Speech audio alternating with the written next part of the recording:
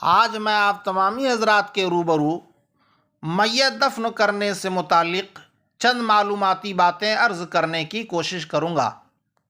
دیکھیے، فتاوی عالمگیری، رد المختار وغیرہ کتب فقہ میں ہے کہ میت کو دفن کرنا فرض کفایہ ہے، اور دفن اس طرح جائز نہیں کہ میت کو زمین پر رکھ دیں اور چاروں طرف سے دیواریں اٹھا کر بند کر دیں، بلکہ زمین کھود کر دفن کریں۔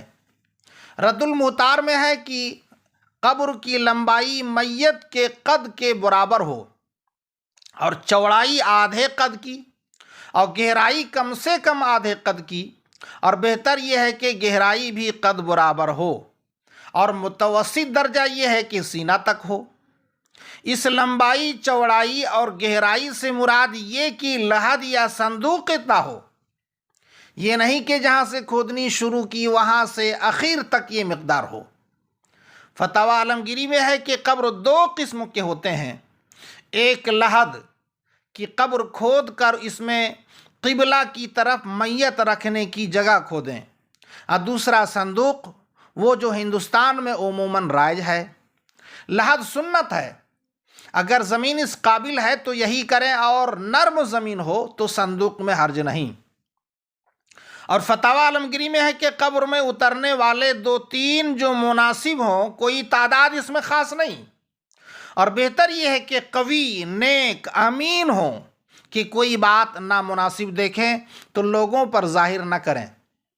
فتاوی عالمگیری میں ہے کہ عورت کا جنازہ اتارنے والے ان کے محارم ہو، یہ نہ ہو تو دیگر رشتہ والے، اور یہ بھی نہ ہو تو پرہیزگار اجنبی کے اتارنے میں مضائقہ نہیں۔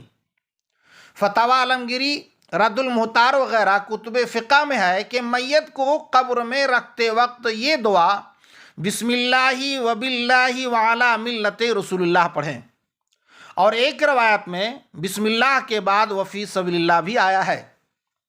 میت کو دہنی طرف کروٹ پر لٹائیں اور اس کا منہ قبلہ کو کر دیں۔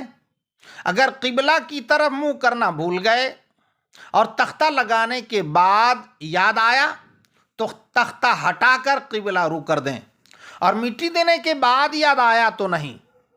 یوں ہی اگر بائیں کروٹ پر رکھا یا جدھر سرہانے ہونا چاہیے ادھر پاؤں کیے تو اگر مٹی دینے سے پہلے یاد آیا تو ٹھیک کر دیں، ورنہ نہیں۔ قبر میں رکھنے کے بعد کفن کی بندش کھول دیں کہ اب ضرورت نہیں، اور نہ کھولی تو بھی حرج نہیں۔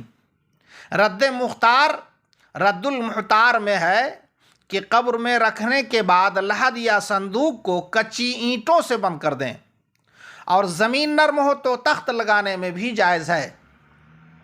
تخت کے درمیان سوراخ رہ گیا ہو تو اسے ڈھیلے یا گیلی مٹی وغیرہ سے بند کر دیں۔ حضرات یہ ضرور یاد رکھیں کہ عورت کا جنازہ ہو تو قبر میں اتارنے سے تختہ لگانے تک قبر کو کپڑے وغیرہ سے چھپائے رکھیں۔ مرد کی قبر کو دفن کرتے وقت نہ چھپائیں، البتہ اگر بارش وغیرہ کوئی عذر ہو تو چھپانا جائز ہے۔